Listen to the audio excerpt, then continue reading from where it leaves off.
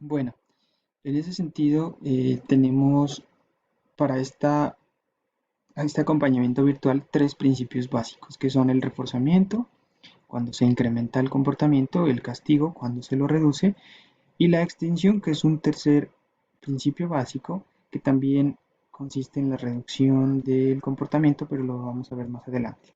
Existen más principios, ¿no? No solo existen estos, hay más. Pero para esta clase y para iniciar con esto, vamos a únicamente a abordar estos tres. ¿Listo? Bueno,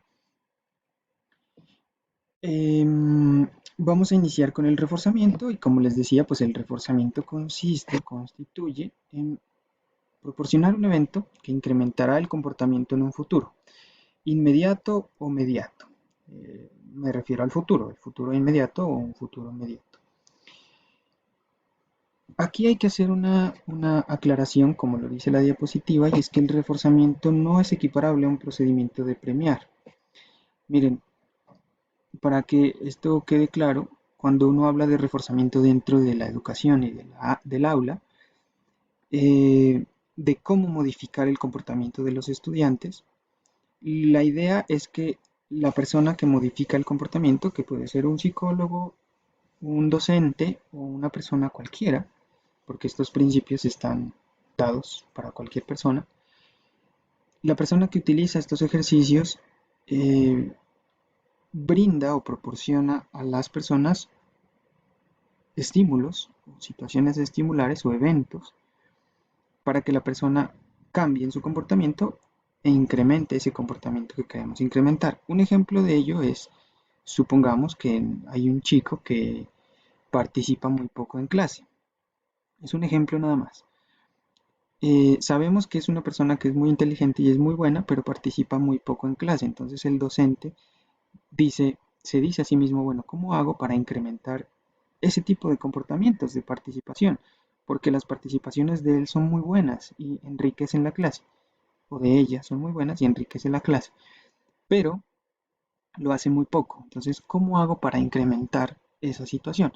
Pues entonces lo que hago es introducir, después de que se presente ese comportamiento, introducir un evento para incrementarlo.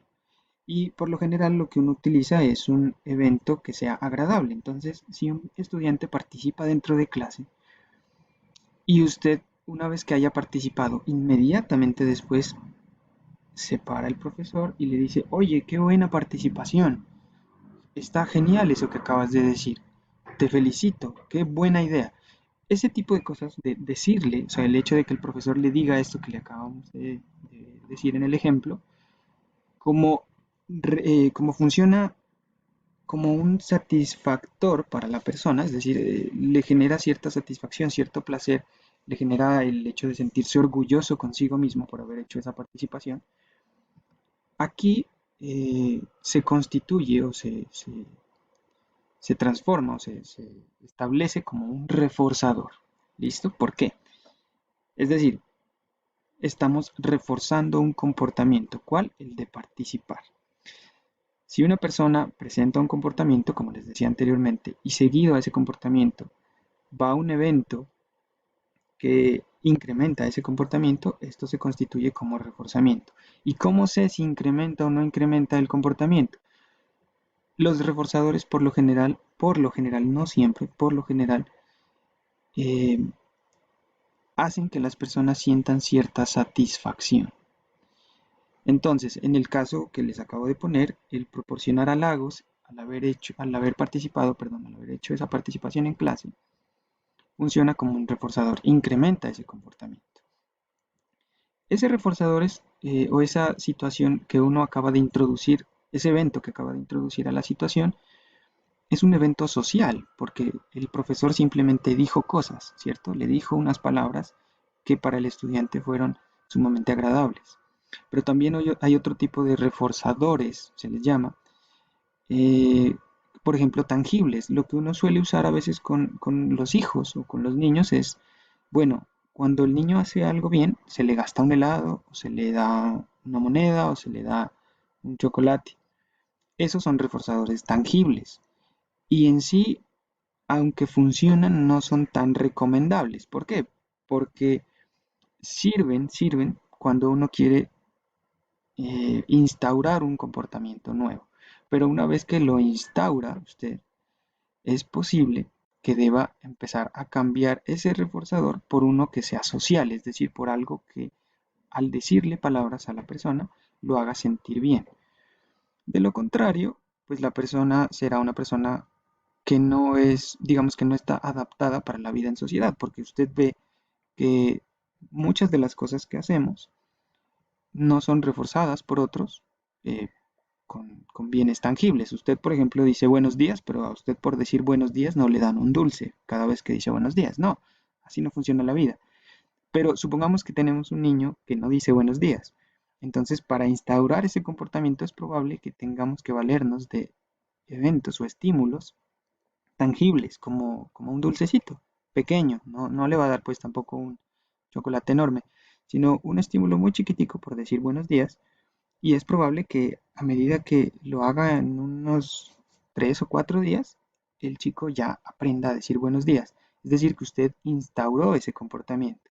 Una vez que está instaurado, para mantenerlo, tiene que empezar a reducir los estímulos tangibles e incrementar los estímulos sociales. ¿Sociales como cuáles? Como esos halagos que el profe le hizo al muchacho del ejemplo de la participación. ¿Listo? Ahora, ¿por qué no es equiparable? O sea, hasta ahorita lo que les he mencionado pareciera que indica que el reforzamiento es igual a premiar a una persona, pero no siempre es así. ¿Por qué razón? A ver, vamos a ver, vamos a poner otro ejemplo. Imagine la conducta de caminar. Usted camina, ¿cierto? Todos caminamos, o bueno, a menos de que uno tenga alguna afectación, pues no podrá caminar. Pero por lo general, en condiciones sin ningún tipo de afectación o sin ningún tipo de accidente, una persona puede caminar. Entonces, vamos a tomar esa conducta de caminar. Si usted se pregunta, bueno, ¿y por qué camina la persona? Esta pregunta puede tener dos connotaciones. El hecho de por qué razones camina la persona y la otra es por qué causas camina la persona. Cuando hablamos de razones, hablamos de el sentir de la persona. Si usted le pregunta a una persona, bueno, ¿usted por qué camina?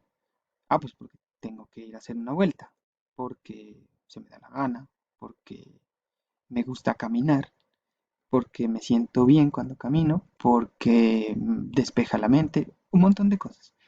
Todas esas son razones. Recuerden lo que les había mencionado anteriormente en la sesión sincrónica. Todas esas cosas son conductas privadas, pero no son la explicación, o sea, no son la causa, aunque son válidas como razones, no son la causa del comportamiento. Eh, y recuerden que aquí, para hacer estos análisis y para modificar el comportamiento de una persona, para poder eh, cambiar la situación particular de un comportamiento, siempre buscamos hallar la causa. Eso es lo primero que tenemos que hacer. Ahora, del mismo estilo de esta pregunta de por qué camina, existen preguntas como, bueno, ¿y usted por qué baila? ¿Por qué está bailando ahorita? ¿Por qué estudia para ser maestro usted que está viendo esta diapositiva? ¿Por qué toma cerveza en las clases virtuales? Eh, no se rían, que esto sí me pasó. Hace unos días a una chica se le activó la cámara y me di cuenta que estaba tomando cerveza en una de mis clases, no de la Universidad Mariana, sino de otra universidad. Bueno, ¿por qué le corta el cabello a sus compañeritos? Esto pasa a veces dentro del jardín, ¿no? ¿Por qué usted hace videos de TikTok? Sí, había dicho que qué ridícula las personas que hacen videos de TikTok, ¿sí? Bueno, todas estas cosas son preguntas del mismo estilo de por qué camina. Si nosotros entendiéramos el reforzamiento como el premiar algo, pues realmente no tendría cabida en el explicar por qué una persona camina. Porque usted camina y nadie le está premiando por caminar. Sin embargo, naturalmente, ojo, naturalmente, es decir, el mismo transcurrir del universo introduce eventos cada vez que usted camina. Porque imagínese la siguiente situación, está usted en la calle, va a caminar y a medida que da pasos y avanza, la situación estimular del ambiente, o sea, los diferentes estímulos van cambiando porque usted va avanzando en el espacio, ¿cierto? Entonces, seguramente en 15 minutos o media hora, desde lo que arrancó a caminar, usted estará en otro lugar con estímulos diferentes que le proporcionarán a usted diferentes reacciones, ¿sí? Eso es reforzante para las personas, porque imagínese usted que tuviera que hacer una vuelta muy urgente y entonces dijera, no, pues me voy a pie, voy a caminar y empezar a dar pasos, pero no avanzara. Y da pasos y pasos y pasos y pasos y no avanza nunca, siempre llega al mismo lugar. Pues es probable, muy probable, que si esa situación hipotética fuera posible, usted en algún punto deje de dar pasos y deje de caminar. Uno camina porque a la medida que camina está siendo reforzado de manera natural por el ambiente, porque avanza, ¿sí? Supongamos que usted va de un punto A un punto B. En la medida en que da pasos, que es lo que conocemos como caminar, usted se encuentra más cerca del punto B, que es el punto de llegada. Y en la medida en que usted está más cerca del punto B, que es el punto de llegada, usted se siente reforzado, es decir, empieza a sentir sensaciones agradables. Imagínese usted que tuviera que ir del punto A al punto B y nunca llegara, pues se va a cansar en algún punto, ¿cierto? En cambio, dado que empieza a avanzar y el punto B de llegada es cada vez más cerca, usted se va sintiendo mejor, mejor y mejor, pues porque ya sabe que va a llegar. ¿Listo? Entonces, dese cuenta que aquí en la conducta de caminar nadie lo está premiando a usted, nadie, pero el ambiente sí le proporciona eventos que van cambiando la situación y esos eventos suelen hacerlo sentir agradable, hacer sentir sensaciones agradables sin que usted se dé cuenta. A veces este tipo de cosas pasan sin que usted siquiera sea consciente, como dice el profe Nico, de ciertas cosas. ¿Listo? Bueno, es por eso que no debemos confundir reforzamiento con premio. No es lo mismo. Eh, el entenderlo así, el entender que no es un premio, le evitará a usted muchísimos problemas más adelante. Bueno, les decía yo que el reforzamiento es proporcionar un evento que incrementará el comportamiento en un futuro. ¿Listo? Entonces, la mayoría de personas creemos que emprendemos un comportamiento porque lo queremos o queremos que ocurra una consecuencia. ¿Sí? Yo ahorro porque quiero que más adelante poder comprar mi vehículo, supongamos.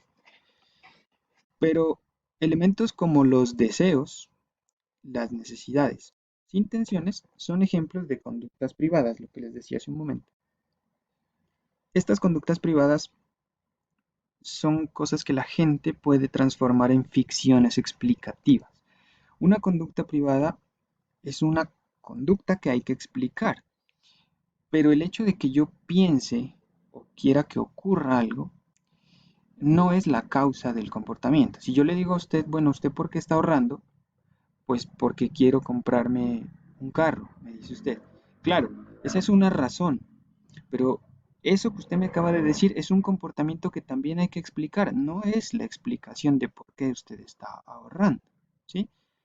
Es una razón completamente válida, como les decía hace un momento, pero no es la causa del comportamiento. Uno ahorra porque ha sido reforzado a lo largo de la historia para ahorrar, porque el ahorrar le ha permitido realizar diferentes cosas, porque al ahorrar usted ha conseguido diferentes cosas. ¿Listo? Eh, Les decía aquí en la diapositiva que recuerden que los deseos, las necesidades, los pensamientos, las intenciones, es lo que siempre debe explicarse, no es la explicación de algo. ¿Usted por qué me ama? Ah, pues porque sí. Esa no es una explicación, esa es una razón, tal vez, pero no una explicación. Bueno, entonces, ¿por qué? ¿Por qué sí? ¿Por qué me ama? Pues porque pienso que eres linda. Bueno, pero ¿por qué piensa que soy linda? ¿Sí?